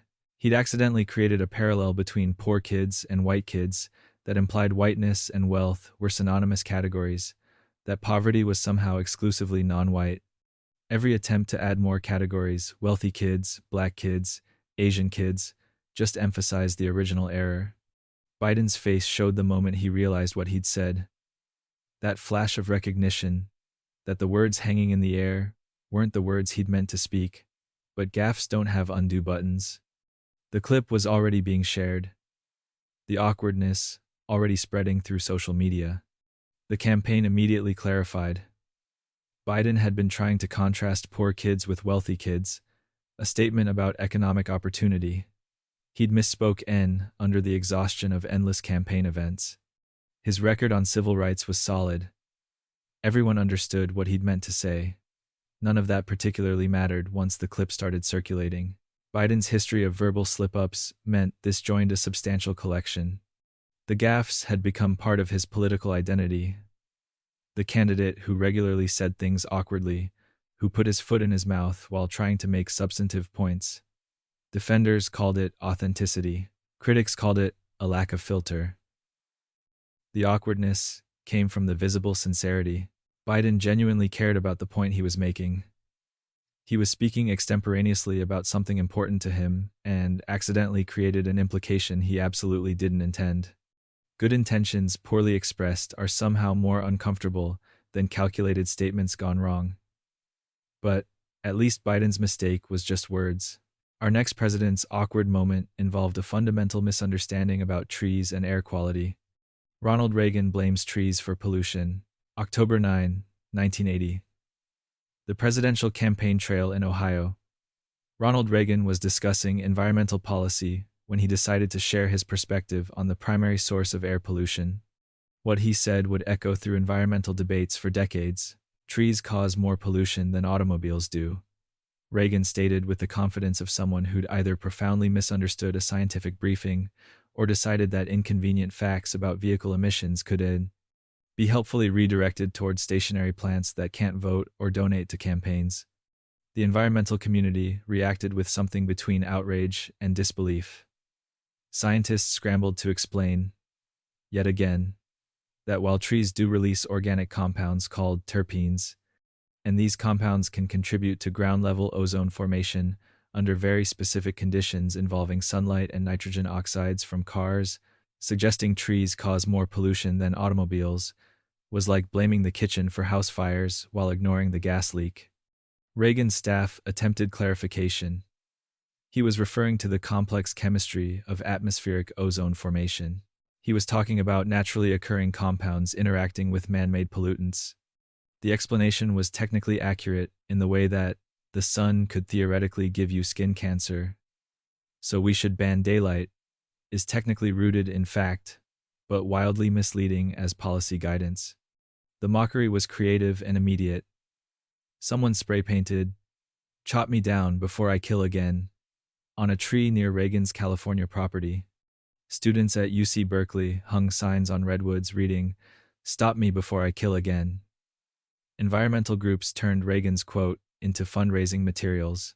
The president who'd blamed trees for smog became a symbol of anti-environmental policy wrapped in selective science. The comment revealed Reagan's approach to environmental regulation: prioritize business interests, find scientific justification wherever possible, and don't worry too much about context or nuance. Trees do release compounds. Those compounds participate in atmospheric chemistry. But in a nation full of automobiles spewing exhaust, blaming trees for air pollution was policy absurdism, disguised as scientific fact. The quote haunted his environmental record throughout his presidency. Every debate about clean air regulations included someone mentioning Reagan's pollution trees, and the phrase became shorthand for anti-science policymaking dressed up in lab coat vocabulary. Speaking of policy initiatives that became cultural punchlines, our next president tried to solve an economic crisis with fashion accessories. Gerald Ford's Win Button campaign. October 8, 1974. President Gerald Ford stood before Congress and the American people to address the economic crisis gripping the nation: inflation, recession, unemployment, the unholy trinity of economic misery that makes everyone miserable and economists confused. His bold solution: buttons. Little red and white buttons that said, "Win. Whip inflation now." The campaign encouraged Americans to wear these buttons and commit to voluntary measures: grow gardens, carpool, conserve energy, reduce waste. The buttons would create grassroots unity, Ford believed, mobilizing citizens against rising prices through the sheer power of accessorized commitment. If everyone wore a button and tried harder, inflation would surely surrender. The American public's response arrived swiftly and mercilessly. What exactly would a button accomplish against systemic economic problems? How would a pin lower grocery prices? The mockery began within days. People mailed the White House recipes for cheap meals, as if Ford had solicited cooking advice rather than proposing economic policy. The entire campaign became a symbol of presidential ineffectiveness, confronting complex problems with decorative solutions. The fundamental issue wasn't that conservation is bad, it's not. The problem was positioning voluntary restraint and fashion accessories as the primary response to an economic crisis requiring structural intervention. It felt like bringing a button to an economic gunfight, cheerful and fundamentally inadequate against the actual threat. The buttons also created an unintended visual pun. Turn win upside down and you get NIM. Critics and comedians immediately noted that NIM could stand for no immediate miracles, which more accurately described Ford's economic prospects than his optimistic slogan. The symbol meant to inspire became a symbol of wishful thinking meeting harsh reality. Someone calculated that producing all those buttons cost more money than the voluntary conservation efforts would likely save, which added another layer of irony to the whole enterprise. The government was spending money to encourage people to save money, which is either meta-commentary or just confused policy. Ford quietly abandoned the Win campaign within months, the buttons vanishing from official rhetoric as quickly as they'd appeared. But the damage lingered in memory and presidential history books as an example of mismatched solutions and problems. The buttons became collector's items, artifacts of good intentions meeting economic complexity with insufficient tools. And speaking of good intentions gone awry, our next story involves a campaign photo opportunity that backfired spectacularly. Gore, 1992. The presidential campaign. America was in recession. People were losing jobs, struggling with mortgages, wondering if the government understood their economic pain. George H.W. Bush. Bush held up a handwritten sign that read, "Message, I care." Actually, held it up, in front of cameras. As if caring required a physical prop to be believed. As if empathy was something that could be demonstrated through hastily scrawled poster board rather than, say, actual policy or genuine connection. The image was instantly, catastrophically bad. The sign looked childish block letters, simple phrasing, the kind of thing a third grader might make for show and tell about feelings. Having the President of the United States literally hold up a sign announcing his capacity for human emotion made him look profoundly out of touch, which was already his primary campaign vulnerability. The mockery was immediate and brutal. If you need a sign to tell people you care, do you actually care? If empathy requires written notification, is it really empathy? The visual became a symbol for everything wrong with Bush's campaign. Disconnection, disguised as connection, performance, replacing authenticity, political consultants thinking poster board could substitute for genuine understanding. Bush was actually a deeply decent person who did care about Americans' economic struggles. But holding that sign made him look like someone who'd been told he needed to appear empathetic and interpreted that literally, as if caring were a message to be communicated rather than a feeling to be demonstrated through action and understanding. The sign joined other campaign moments that revealed the disconnect between Bush and everyday Americans. His visible amazement at a grocery store scanner, his confusion about the price of milk, the sense that he existed in a different economic reality than the people he was asking to re-elect him. The recession and Bill Clinton's focus on the economy ultimately cost Bush the election, but that sign remained a perfect encapsulation of a campaign struggling to convey emotion in an electoral environment demanding authenticity. Sometimes the message isn't the problem, it's deciding you need to write the message down. Speaking of messages that landed poorly, our next president's interview choice raised quite a few eyebrows. Jimmy Carter's Playboy, Lust in My Heart interview. November 1976. Playboy magazine. President-elect Jimmy Carter sat for an interview that would become one of the strangest moments in presidential campaign history, and considering the competition for that title, that's saying something. Carter was discussing his religious faith, his Baptist background, and his commitment to Christian values. Then, apparently feeling the need to demonstrate he wasn't judgmental despite his evangelical credentials, he said something unexpected. "I've looked on a lot of women with lust. I've committed adultery in my heart many times." In Playboy. He said this in Playboy magazine, which is like discussing vegetarianism in a butcher shop catalog. Theoretically possible, but raising questions about venue selection. The evangelical Christian vote that formed part of his political base was deeply confused about why their candidate was discussing lustful thoughts in a publication featuring nude photography. Carter was trying to make a point about humility and acknowledging human weakness. He was referencing Jesus' teaching that lustful thoughts constitute adultery in the heart. He was attempting to show he understood he wasn't morally superior to others. The theology was sound. The venue and phrasing were catastrophically awkward. The quote followed him throughout the campaign and presidency. Lust in my heart became a punchline. A way to mock Carter's earnestness and his tendency to over-explain his inner thought processes to voters who hadn't asked for quite that much transparency. Political opponents used it to paint him as naive or strange. Supporters cringed at the self-inflicted wound. The interview revealed something about Carter's personality, his almost compulsive honesty, his tendency to intellectualize and explain, his assumption that voters would appreciate theological nuance and moral introspection. They did not particularly appreciate these things, especially not in Playboy. Religious leaders scrambled to contextualize the comments. Campaign staff tried damage control. Carter stood by his statements because Carter was nothing if not committed to saying what he believed, regardless of political convenience. The whole episode was vintage. Carter, well-intentioned, theologically thoughtful, politically awkward, and impossible to imagine any other president doing. And speaking of impossible to imagine, our next story involves a president who discovered that television debates are unforgiving to sweat. Richard Nixon's sweaty debate disaster. September 26, 1960. Chicago, Illinois. The first televised presidential debate in American history. Richard Nixon faced John F. Kennedy in a matchup that would teach politicians forever that television is a visual medium and appearance matters as much as substance. Nixon had recently been hospitalized with a knee infection. Someone suggested makeup to improve his television appearance. Nixon, perhaps believing makeup was unmanly or unnecessary, refused. This was a mistake. Kennedy arrived tanned, rested, and confident. He'd spent the day before the debate relaxing and preparing.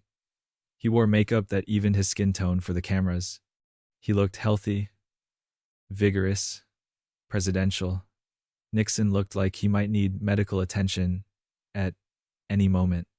Under the studio lights, Nixon began to sweat. Not a little perspiration.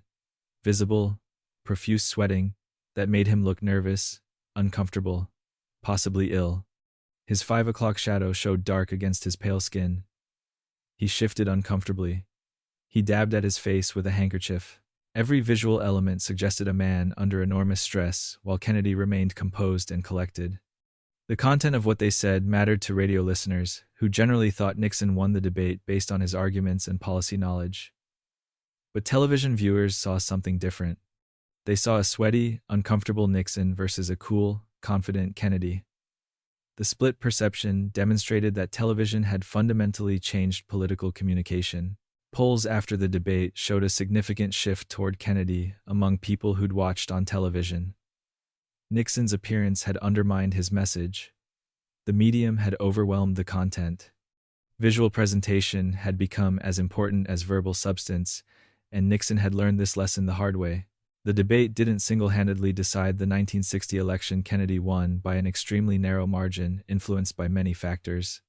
But it established that television would be crucial to campaigns going forward, that appearance mattered, that refusing makeup was choosing to look worse than necessary.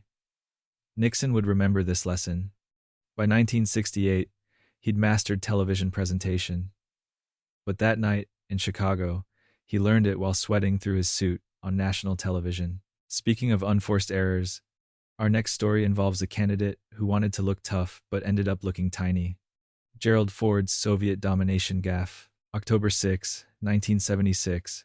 The presidential debate in San Francisco. President Gerald Ford was facing Jimmy Carter in the second of 3 debates.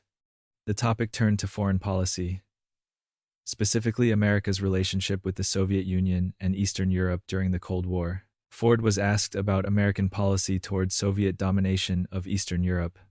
He should have acknowledged the obvious that Poland, Czechoslovakia, Hungary. Instead, Ford said something that made everyone watching wonder if he understood basic geopolitical reality. There is no Soviet domination of Eastern Europe, And there never will be under a Ford administration, the president declared with conviction. The moderator, Max Frankel of the New York Times, looked confused. Surely Ford misspoke. He gave Ford a chance to clarify. Ford doubled down, insisting that Yugoslavians, Romanians, and Poles didn't consider themselves dominated by the Soviet Union. People in Poland, watching from behind the Iron Curtain, were probably surprised to learn they weren't under Soviet domination. The Warsaw Pact might have been news to Ford, but it was daily reality for millions of people living in Eastern European nations that absolutely were dominated by Soviet power. Regardless of Ford's assessment, the gaffe was catastrophic. Ford's campaign tried cleanup operations. His press secretary attempted clarification. Ford himself tried to walk it back in subsequent days, but the damage was done. How could a president not understand or acknowledge Soviet control of Eastern Europe? Was this ignorance, or stubbornness, or some strange combination? The statement undermined Ford's credentials as someone competent in foreign policy. It made him look out of touch with basic international realities. Political opponents used it to question his competence. Polish-American voters felt insulted that their homeland's occupation was being denied. Ford ultimately lost the 1976 election to Carter by a narrow margin. The Soviet domination gaffe wasn't the only factor, but it contributed to a perception that Ford wasn't quite ready for presidential responsibilities, despite having been in politics for decades. Sometimes saying the wrong thing at the wrong time in a debate is enough to shift perceptions irreparably. And speaking of campaign moments that shifted perceptions, our next candidate discovered that tank photo ops require very careful staging. Michael Dukakis' tank photo disaster. September 13, 1988. Sterling Heights, Michigan. Presidential candidate Michael Dukakis wanted to demonstrate his strength on national defense. His campaign arranged a photo opportunity at a General Dynamics plant where M1 Abrams tanks were manufactured. Dukakis would ride in a tank, looking presidential and militarily competent. What could go wrong? Everything. As it turned out, Dukakis climbed into the tank, wearing an oversized combat vehicle crewman's helmet that made his head look comically small. He smiled and waved from the turret as the tank rolled forward, looking less like a commander-in-chief and more like a child at a military-themed amusement park. The images were instantly devastating. Dukakis was 5'8". The massive tank emphasized his small stature rather than projecting strength. The helmet looked ridiculous, swallowing his head in olive-green awkwardness. His enthusiastic waving and grinning suggested someone having fun rather than someone seriously considering military policy. The Bush campaign seized the footage and turned it into one of the most effective attack ads in political history. They played the tank footage while listing all the defense systems Dukakis had opposed. The visual of the goofy helmet combined with the serious policy critique created a devastating impression. Here was someone who looked silly trying to appear strong. The photo op became shorthand for campaign misfires, for attempts at image rehabilitation that backfired completely. Dukakis later called it one of the biggest mistakes of his campaign. It made him look like someone trying desperately to seem tough and failing in the most visually memorable way possible. And speaking of memorable campaign quotes that undermine their speaker, our next candidate discovered that explaining your voting record requires careful phrasing. John Kerry's "voted for it before I voted against it." March 16, 2004. Senator John Kerry was campaigning for president when someone asked him about his vote on an $87 billion supplemental appropriations bill for military operations in Iraq and Afghanistan. Kerry's explanation would become one of the most damaging soundbites in modern campaign history. I actually did vote for the $87 billion before I voted against it. The words hung in the air like a confession of political opportunism. Kerry was trying to explain a complex legislative situation. He'd supported a version of the bill that included tax provisions to pay for it, but opposed the final version that didn't. This is how legislative negotiation works. Bills have multiple versions. Senators take different positions as amendments change. None of that mattered once the quote escaped. I voted for it before I voted against it became immediate proof of flip-flopping, of political calculation, of saying whatever was convenient for the moment. The Bush campaign built ads around it. Republicans put it on bumper stickers. Late-night comedians repeated it endlessly. The phrase encapsulated every attack on Kerry as someone without firm convictions. Kerry tried to explain. His campaign issued clarifications about legislative procedure and how appropriations bills work. They emphasized his overall support for troops while opposing Bush's funding approach. Every explanation just made it sound more convoluted, more like he was talking his way around an inconvenient truth. The awkwardness came from Kerry's attempt to be technically accurate about a nuanced political situation in a way that sounded absolutely terrible when compressed to a single sentence. Sometimes, honesty about political complexity plays worse than simplified dishonesty. The quote followed Kerry throughout the campaign, and George W. Bush won re-election partly by painting Kerry as inconsistent and unreliable. Speaking of campaign moments that derailed momentum, our next candidate's victory speech turned into an internet phenomenon for all the wrong reasons. Howard Dean's infamous scream. January 19, 2004. Des Moines, Iowa. The Democratic caucus had just concluded, and Howard Dean's campaign had finished third place after leading in polls for months. Dean took the stage at a rally to energize his supporters and preview upcoming primary states. What followed was the scream, a primal, throat-shredding yell that sounded like a combination of a war cry, a professional wrestling entrance, and someone discovering they won the lottery. Dean shouted a list of states where his campaign would compete, his voice rising with each name, culminating in a "why yeah" that could have shattered glass in adjacent zip codes. The moment would have been fine, even energizing, in the room. But the cameras caught his voice isolated from the crowd noise. Television viewers heard only Dean, and what they heard was alarming. The scream played on every news channel, often in slow motion or with the audio isolated for maximum effect.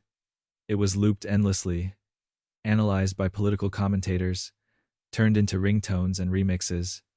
Dean went from frontrunner to cautionary tale in approximately 48 hours. The media called it unpresidential. Critics suggested it showed Dean was unstable or too emotional for the presidency. The coverage was arguably unfair. The raw audio from the room showed how loud the environment was. But perception became reality. Dean's campaign never recovered. He dropped out of the race within weeks.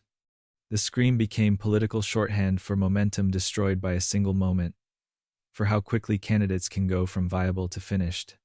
Dean later joked about it, even recreating it for comedy shows. But that night in Iowa, one enthusiastic yell ended a presidential campaign. Speaking of campaigns that ended badly, our next candidate's debate moment raised questions about his relationship with voters. Ross Perot's "You People" line. October 15, 1992. The second presidential debate in Richmond, Virginia.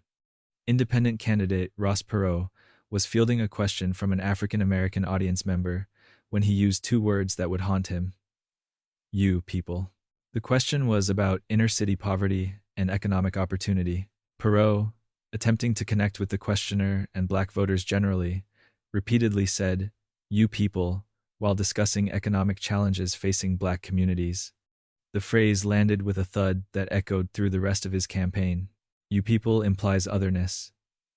It creates distance between speaker and audience. It suggests the listener belongs to a separate category from the speaker's own.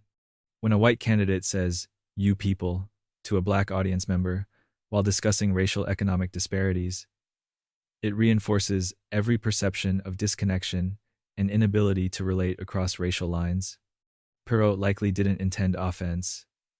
He was probably using "you people" to mean you, the people affected by these economic conditions, rather than as a racial designation. But intent doesn't control how language lands, especially when you're a billionaire businessman with a Texas accent discussing poverty to communities you don't belong to. The phrase joined other Perot moments that suggested he was better with charts than with people. His campaign had already been weird, dropping out, dropping back in, conspiracy theories about Republican dirty tricks. The "you people" line added another layer of discomfort, another reason to question whether he could represent all Americans. Perot finished with nearly 19% of the vote, which remains impressive for a third-party candidate. But the "you people" moment illustrated the limits of policy expertise without cultural competence. Sometimes what you say matters less than how you say it. Speaking of saying things poorly, our next debate moment involved audible expressions of frustration. Al Gore's debate size. October 3 and 11, 2000. The presidential debates between Al Gore and George W. Bush. Gore arrived prepared, knowledgeable, ready to demonstrate his policy, expertise, and experience. He also brought something that would undermine all of that: audible sighs. During Bush's answers, Gore sighed. Not subtle, internal sighs of disagreement. Audible, microphone-catching sighs of exasperation that broadcast to millions of viewers his visible disdain for what Bush was saying. He also rolled his eyes, shook his head, and generally projected the energy of someone forced to sit through a presentation by someone he considered intellectually inferior. Television viewers heard those sighs. They heard impatience, condescension, and arrogance. Focus groups and polls showed people found Gore's demeanor off-putting even when they agreed with his policy positions. Looking annoyed by your opponent might feel satisfying in the moment, but it reads as unlikable on television. The sighs became immediate fodder for media coverage and Saturday Night Live sketches. Gore's team realized too late that body language was undermining his verbal message. By the second and third debates, Gore modulated his reactions, but the damage was done. The sighing Al Gore was the version people remembered. The 2000 election came down to Florida and 537 votes. Many factors contributed to that razor-thin margin, but post-election analysis suggested Gore's debate demeanor cost him support among undecided voters. People want presidents who appear gracious and respectful even toward opponents they disagree with. Gore's sighs represented everything voters disliked about political elitism. The sense that someone thought they were smarter than you and couldn't hide their frustration at having to explain things. Sometimes respect is as important as being right. Speaking of phrases that became instant cultural touchstones, our next candidate created a meme that outlived his campaign. Mitt Romney's binders full of women. October 16, 2012. The second presidential debate at Hofstra University. Mitt Romney was asked about pay equity and gender equality in the workplace. His answer included a phrase that would become an instant internet phenomenon. Binders full of women. Romney was explaining how, as Massachusetts governor, he'd worked to increase female representation in his cabinet. Women's groups brought him resumes, he said, resulting in binders full of women qualified for positions. He meant literal binders containing resumes of female candidates. What people heard was a phrase that sounded awkward and vaguely objectifying. The internet exploded within minutes.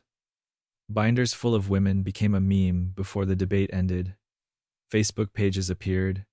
Tumblr accounts dedicated to binder-related jokes launched. Political commentators analyzed the phrase's implications about how Romney viewed women as things to be collected and organized rather than individual professionals. Romney's campaign tried explaining. He'd meant flexible binders containing many resumes. The women's groups had compiled them. It was an earnest effort at gender diversity. Every clarification just prolonged the mockery. The phrase had achieved escape velocity from its intended meaning. The awkwardness came from the mental image, physical binders stuffed with women, as if qualified professionals could be filed and stored. Romney's tendency toward business speak had collided with a question requiring human connection. His answer was technically accurate, but tonally wrong. The binders joined Romney's 47% comment and "I like being able to fire people" quote in his collection of phrases that sounded worse than intended. The campaign became a study in miscommunication between a wealthy businessman's vocabulary and voters wanting to hear empathy. Sometimes the right answer delivered in the wrong words becomes the wrong answer.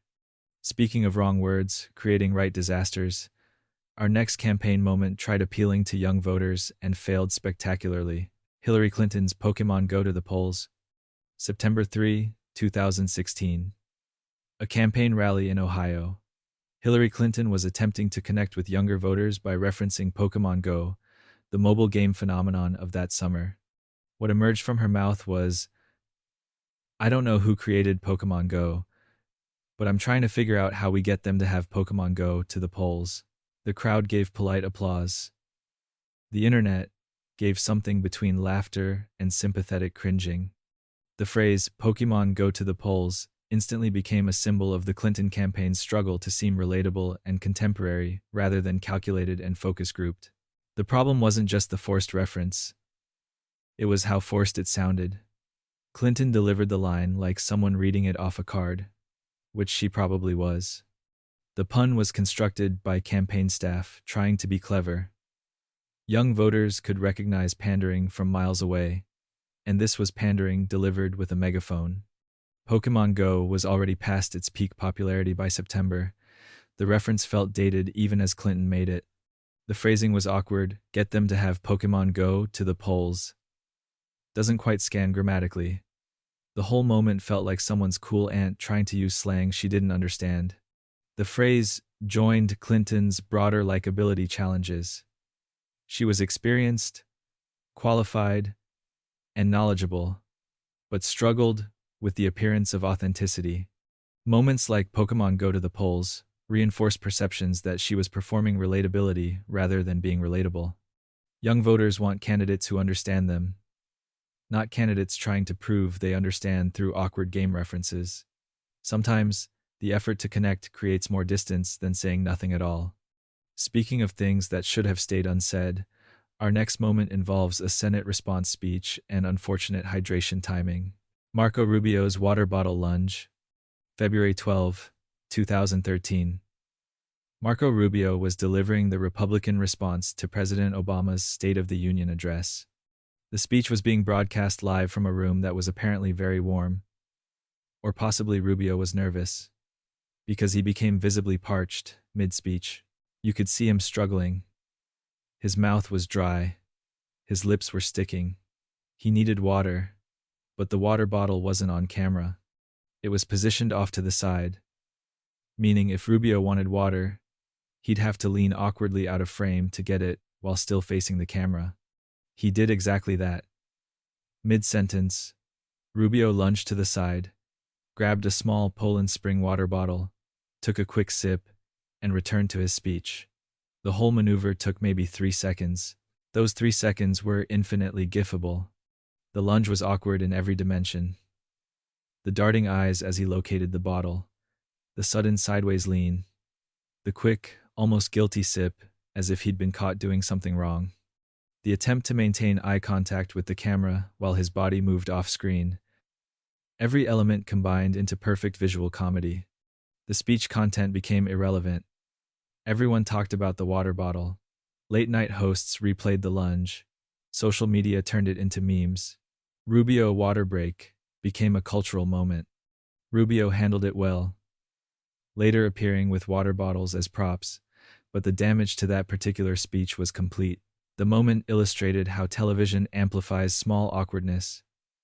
In person, someone taking a drink mid-speech is unremarkable. On camera, with millions watching, a slightly awkward water grab becomes defining. Sometimes hydration is hazardous to your image. Speaking of hazardous moments, our next entry involves scandal and selective memory about proximity. Christie's Bridgegate defense, January 9, 2014. New Jersey Governor Chris Christie held a nearly 2-hour press conference addressing what would become known as Bridgegate, the deliberate closure of George Washington Bridge lanes as apparent political retribution against a mayor who didn't endorse Christie's re-election. Christie claimed complete ignorance. He knew nothing about the lane closures. His staff had acted without his knowledge or authorization. He was shocked. Shocked to discover his senior aides had orchestrated traffic chaos affecting thousands of commuters. The traffic study explanation from his staff was news to him. The awkwardness came from what everyone knew about Christie's management style. He was famous for being hands-on, controlling, aware of details. His entire political brand was competence and toughness. And now he was claiming his closest aides had undertaken a major political operation without his knowledge. The scandal damaged Christie permanently. Whether he knew or didn't know, neither option looked good. If he didn't know, he was an incompetent manager. If he did know, he was lying. His presidential ambitions crumbled. The bridge scandal followed him everywhere, turning his strengths, decisiveness, control, New Jersey toughness, into questions about judgment and honesty. Federal investigations led to convictions of his former aides. Christie was never charged, but remained politically tainted. The awkwardness wasn't a single moment, but a sustained period of watching someone's presidential future collapse while they maintained implausible ignorance. Sometimes what you claim not to know is more damaging than what you admit knowing. Speaking of claims that strained credulity, our next candidate had interesting ideas about Russia and geography. Sarah Palin's Russia proximity comment, September 25, 2008. Katie Couric interviewed vice presidential candidate Sarah Palin, asking about her foreign policy experience. Palin cited Alaska's proximity to Russia as relevant experience, saying, "They're our next-door neighbors, and you can actually see Russia from land here in Alaska." This is technically true. You can see Russian territory from certain points in Alaska. Specifically, from Little Diomede Island, you can see Big Diomede Island, which is Russian territory. The statement was factually accurate but wildly oversold as foreign policy credentials. The comment was immediately parodied by Tina Fey on Saturday Night Live as, "I can see Russia from my house," which many people incorrectly remember as Palin's actual words. The parody became more famous than the reality, which created a weird situation where Palin was mocked for something she didn't say, while also being questioned about the things she did say. The awkwardness was in framing geographical proximity as foreign policy experience. Being able to see another country doesn't mean you understand its government, culture, or strategic interests. Alaska's location near Russia is interesting, but not a substitute for actual diplomatic experience or knowledge. Palin's interview struggles became a defining issue of the 2008 campaign. The Russia comment joined other difficult moments where she struggled to articulate detailed policy knowledge. The McCain campaign increasingly limited her media access, which itself became awkward. Hiding your vice presidential candidate suggests concerns about their readiness. The phrase, "I can see Russia," became shorthand for unqualified candidates claiming questionable expertise. Geography doesn't equal experience, and visibility doesn't equal understanding. Sometimes, what you can see is less important than what you know. Speaking of memorable mental lapses, our next candidate had a painful memory failure at a critical moment. Rick Perry's oops moment, November 9, 2011. The Republican primary debate at Oakland University in Michigan. Texas Governor Rick Perry was explaining which federal agencies he'd eliminate as president. He started confidently, naming the Department of Commerce and the Department of Education. Then he went for number 3. And the third one, "I can't. Sorry." "Oops," Perry said, his face showing the exact moment his brain betrayed him on national television. The agency he couldn't remember was the Department of Energy, which was particularly ironic since he'd later serve as its secretary under President Trump. The moderator tried helping. Other candidates offered suggestions. Perry grasped for the name, like someone fumbling for keys in a dark room. The awkward pause stretched. 53 seconds of visible mental searching while millions watched. Finally, he gave up with, "Oops," which is what you say when you've spilled coffee. Not when your presidential campaign has just imploded on live television. The moment was devastating. Perry had been a front-runner. He'd raised substantial money. He had experience as a long-serving governor. But all anyone remembered was, oops. Campaign contributions dried up. Poll numbers collapsed. He withdrew from the race less than 2 months later. The awkwardness came from how relatable it was. Everyone has forgotten something important at the worst possible moment. But presidential candidates are supposed to be prepared, knowledgeable, and unflappable under pressure. Perry's brain freeze suggested otherwise, regardless of his actual capabilities. Perry later joked about it, even mentioning it during his confirmation hearing for Energy Secretary. But in November 2011, one forgotten word and one oops ended his presidential ambitions. Sometimes memory fails at the worst possible time. Herman Cain's Becky Stan answer, October 7, 2011. Republican presidential candidate Herman Cain appeared on a political talk show and was asked a question about foreign policy, specifically regarding Libya and potential military intervention. The conversation shifted to his broader foreign policy knowledge, and the interviewer asked if he could name the president of Uzbekistan. Except that wasn't the actual question. The interviewer asked about Uzbekistan, a real country in Central Asia that used to be part of the Soviet Union. Cain responded by mockingly repeating what he thought he heard. Uzbekistan, essentially making fun of the country's name rather than attempting to answer the question seriously. He then said, "I don't know. Do you know?" And, when pressed further, Cain explained that he didn't need to know the name of every foreign leader, that presidents have advisors for such details, and added, "I want to talk to Commander-in-Chief, not the head of every single country." The response suggested a fundamental misunderstanding of what Americans expect presidents to know about the world. The clip went viral instantly. Foreign policy experts were appalled. Uzbekistan, while not a major player in global politics, is strategically important. It borders Afghanistan, houses a former U.S. military base, and sits in a region where American foreign policy has significant interests. Dismissing it with a mocking pronunciation suggested either ignorance or indifference to geopolitical realities. Cain's campaign tried spinning it as him refusing to play gotcha games with foreign names. But the damage was done. The moment reinforced perceptions that Cain, a successful businessman, lacked the foreign policy knowledge necessary for the presidency. Combined with other gaffes like his painful pause when asked about Libya, the Uzbekistan moment became emblematic of his campaign's weaknesses. The awkwardness came from the mocking tone. If Cain had simply admitted he didn't know the leader's name, it would have been better than treating a real country as a joke. Sometimes what you don't know is less damaging than how you respond to not knowing. Speaking of unconventional theories about well-known structures, our next candidate had fascinating ideas about ancient Egypt. Ben Carson's pyramid grain storage theory. November 4, 2015. Ben Carson, then a Republican presidential candidate and renowned neurosurgeon, giving a commencement speech in 1998 at Andrews University, where he shared his personal theory about the Egyptian pyramids. "My own personal theory is that Joseph built the pyramids to store grain," Carson explained to the graduation audience. He was referencing the biblical Joseph, who, according to Genesis, stored grain during 7 years of plenty to prepare for 7 years of famine. Carson theorized that the pyramids were massive granaries built for this purpose.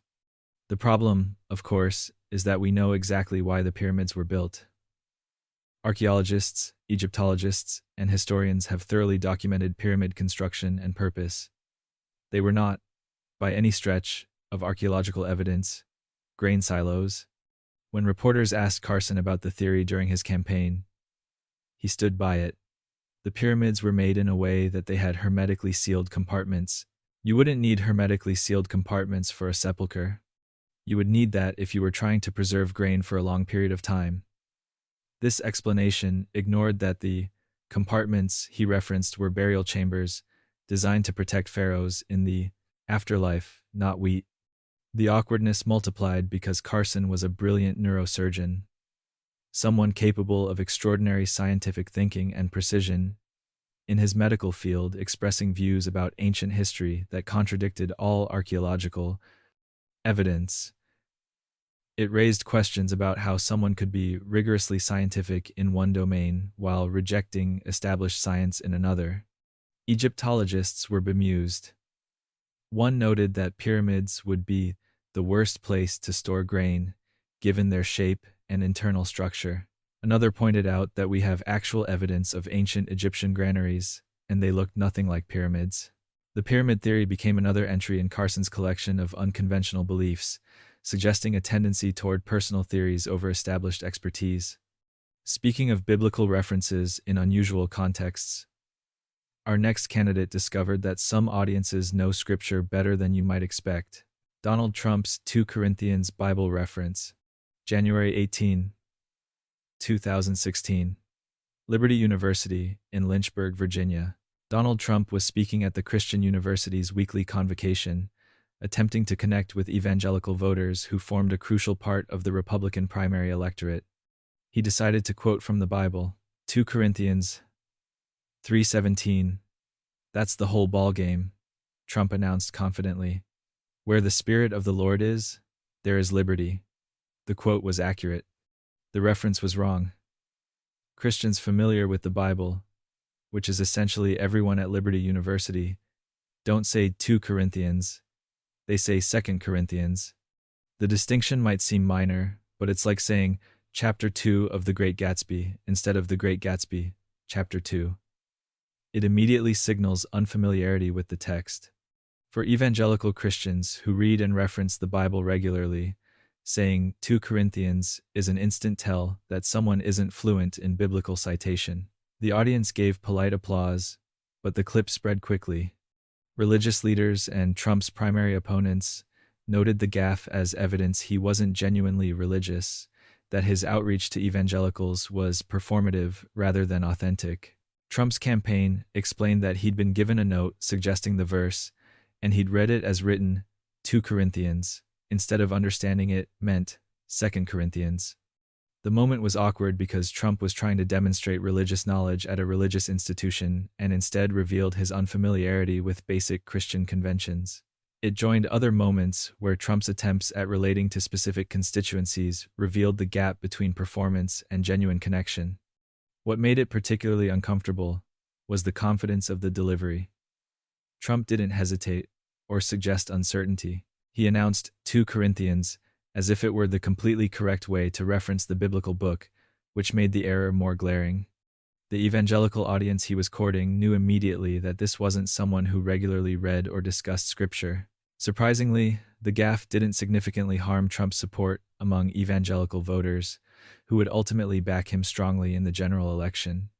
But in that moment at Liberty University, 2 Corinthians became a symbol of attempting to speak a language you haven't quite learned.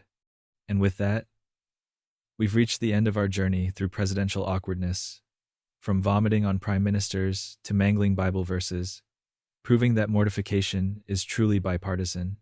And that brings us to the end of our journey through presidential discomfort. From Tokyo State dinners to Liberty University Bible verses, from Air Force One stairs to debate stage size, 45 moments of awkwardness that span centuries, parties, and every conceivable way a human being can embarrass themselves while the entire world watches. Here's what we've learned. Power doesn't protect you from pretzels. Microphones catch everything, including the exact moment you forget basic geography. Rabbits are sometimes aggressive. Saxophones are forever. And no matter how prepared you think you are, there's always a staircase, a typo, or a water bottle waiting to humble you.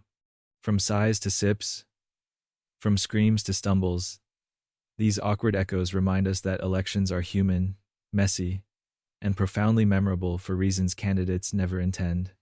So, what's the worst cringe in your book? Was it Howard Dean's scream that ended a campaign? Drop your vote in the comments below. And if you survived this entire trip through presidential awkwardness without pausing once, hit that subscribe button for more stories about the beautifully uncomfortable side of American history. Tonight, as you drift off to sleep, be thankful for this. You didn't do it while serving as President of the United States, with cameras recording your every move for eternal internet mockery. Sweet dreams. May your stairs be stable, your pretzels properly chewed, and your Bible verses correctly cited. Good night.